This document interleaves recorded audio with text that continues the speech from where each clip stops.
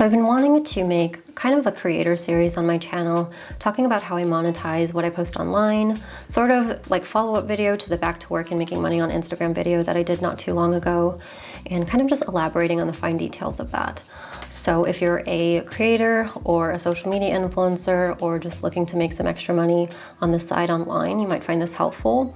If not, you might not find this interesting unless you kind of just want to see my workflow, but I will be talking about kind of my thoughts on vertical video in the online space, how I monetize my content on Instagram and TikTok, how much money I made in the last couple months on Instagram and TikTok, my phone camera settings while I'm filming, and also an in-depth tutorial on how I edit vertical videos.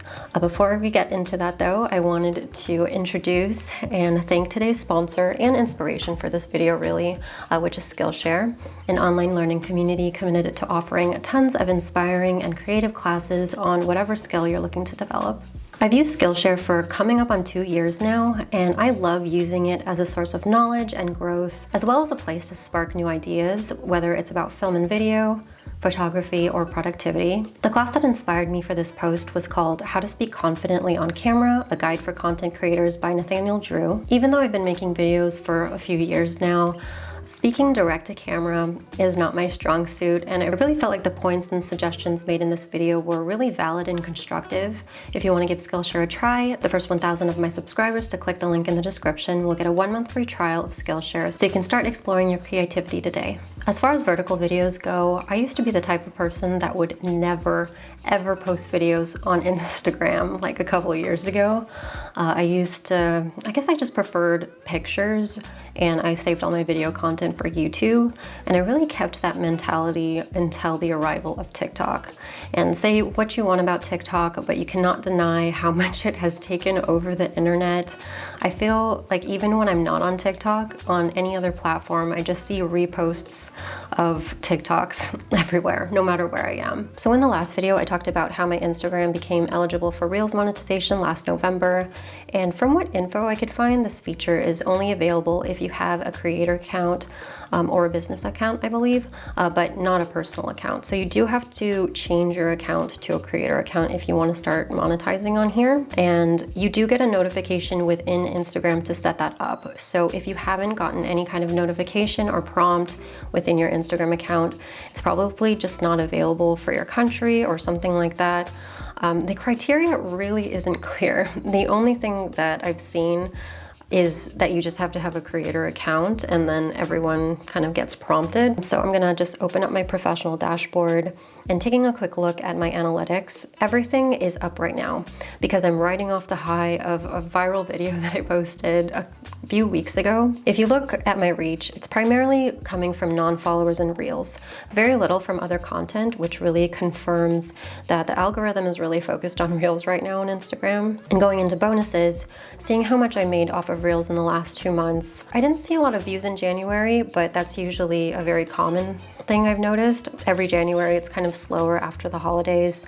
So I made a little under $600 with about 470K views. But in February, I know for a fact that I posted way less Reels. I want to say in January, I think my goal was to kind of like post weekly, and I want to say that I posted maybe 6 or 7 videos, and I think I only posted 3 in February, but one of them went viral with 1.5 million views, and I earned about $1,500. So just to give you an idea of how that contrasts to TikTok, in the last 30 days or so, I've gotten about 4.5 million views, and I am part of the TikTok Creator Fund, which is essentially the same. You kind of just get paid per view. And to start earning, I think you have to be 18 years old, you have to have at least 10K followers and 100K views, I think, in the last 30 days. So I think you have to keep that up to stay in the Creator Fund. And this is my least active account, but I have quite a few trending videos on here that continue to grow almost passively because the algorithm is completely different on TikTok than any other social media platform, I've realized. And if we go into the Creator Fund, even though I have several videos with millions of views, TikTok pays very little or much less than any other social media platform I've noticed for views. It seems like they focus more on earning through brand collaborations, tips, and video gifts. Any money that I earn from the Creator Fund is nice, but I mainly just post there for fun and for discoverability. I've noticed that TikTok is a whole new audience in comparison to Instagram and YouTube, and I find I get a lot of new followers coming from TikTok, kind of just finding my Instagram or YouTube on there. So I just continue to post on there so people are able to find me, and I'm kind of cross-promoting to my other social media accounts. I know that YouTube also has YouTube Shorts, and this is gonna sound so nitpicky, but I don't like to post anything on YouTube Shorts because I really dislike how cluttered everything looks. It seems like they mix in the shorts with the longer form videos. This is just purely for aesthetic reasons. I'd rather just focus on having, I guess, like longer horizontal videos on here and then kind of using shorter vertical videos on TikTok and Instagram. So the very last thing that I want to talk about is how I film my vertical videos. I just use my phone. I have a iPhone 13 Pro. I had to think about that for a second. I mainly just film handheld most of the time, but if I do need a tripod, I have a smartphone mount that I have for the tripod that I use. But I've recently been filming at 4K, 30 frames per second. I just like the high quality of it, but it's not so large of a file in comparison to the 60 frames per second. The HDR video is also turned on as well, but let's just get into the editing tutorial. Adobe Premiere Rush is what I use. It's what I pay for along with Adobe Premiere for my desktop, since I do have an Adobe Creative Suite subscription. I find it to be pretty intuitive if you already use Adobe Premiere for the computer, but I'll try to mention the main features that I use. Hitting the plus sign and adding media, I'm opening up an album that I've labeled Home. And this is just a bunch of clips I've pulled together to make a mini vlog out of the things keeping me happy and motivated at home lately. When I'm making these videos, I already have an idea in my head of what this is going to look like, so I can choose the order of the clips beforehand. Or else it's just a lot of dragging back and forth, which takes way too much energy when you're editing with a touchscreen. Planning is key to keeping this process as clean and simple as possible. Once I have my clips imported, I tap this suspiciously toothbrush-looking icon, and you can see that now the timeline has expanded so that you have 4 visual tracks on top, as well as 3 audio tracks below. I'm actually going to mute the audio on my video clips since I wasn't focusing on sound when I filmed these. I knew I was just going to use a song over it. The last time I edited one of these, I showed the process of downloading a song from TikTok to get it into this app. But this time around, I'm hitting the plus sign to the left, Your Media, Files, Import from Files, and I'm using a song in my iCloud Drive by Trees and Lucy. I already have a video about how I choose my music for my videos and how I sync the clips in time in my editing playlist. So that's what I'm going to do here. And once I've chosen a song I like, I'm listening for a place in the song where I can trim it so the audio doesn't sound like it's being abruptly cut off.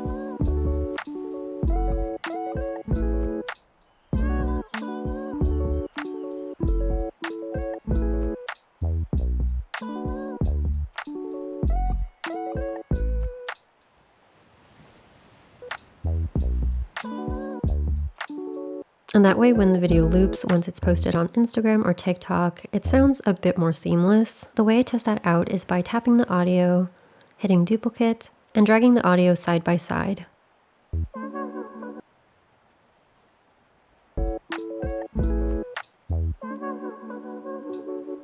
I really don't know how to explain how I do this other than lots of practice. Now that I have my audio cut, I'm going to start trimming the video in time with the song.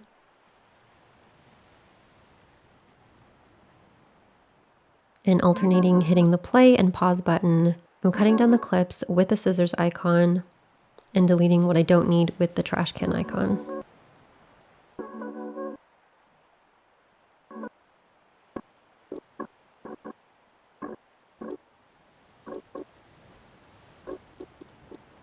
I mostly do all of this by ear, but it can be helpful to look at the audio waves if you need a visual.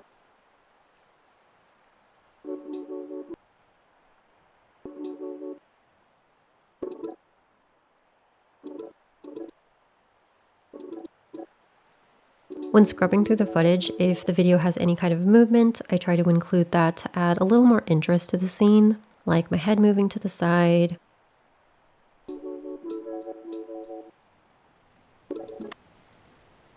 opening the waffle maker, and getting the drizzling of the syrup on my waffle.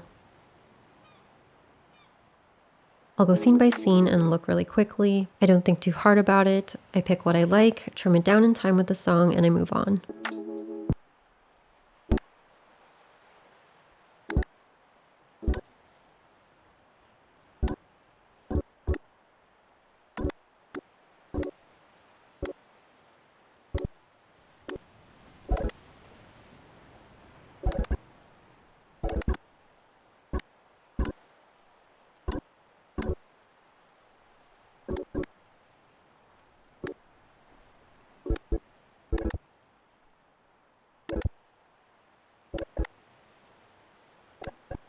Once I'm getting close to the end of my audio clip, I usually have more footage left over, and this is where I cut it down to fit as close as I can. Sometimes all my video clips fit, sometimes I have to delete some, but I'd rather have too many video clips rather than not enough. I film a lot of things anyway, so that's not usually a problem.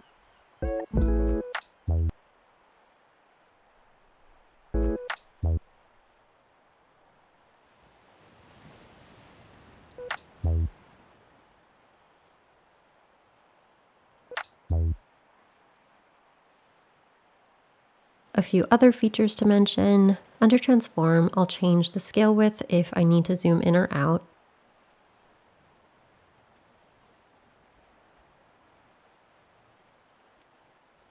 And the H and V position buttons move the clips side to side or up and down.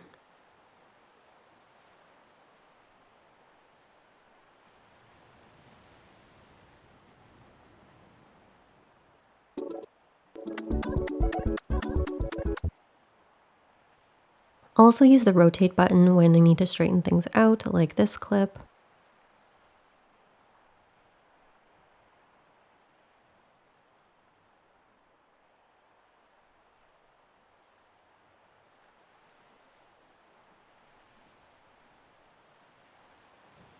I rarely do any color grading for these videos. I keep it simple, but if I feel the need to color correct, I go to color, and the only thing I really touch is the temperature and the tint.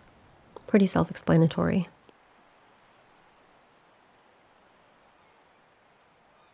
The very last feature that I like to utilize is the speed, and not only to speed things up, but sometimes to stabilize the clips that are a little too shaky. So duplicating this empty coffee cup, I go to speed,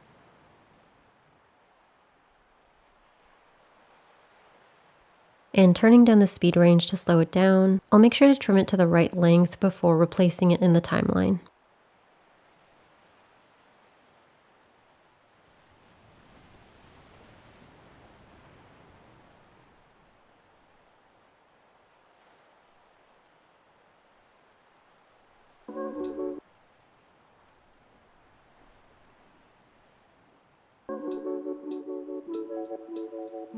I do it this way so I don't mess with the timing of any of my previous edits, and usually comparing side by side, it is a lot less shaky. Once it's ready to export, I'll tap the export button at the top, preset, 4K 30 FPS, and then export.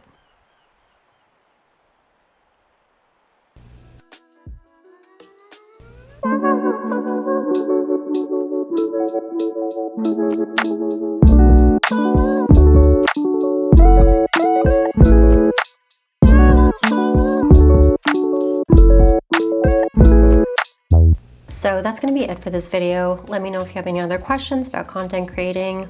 Thank you for watching, and I will see you in the next one. Bye!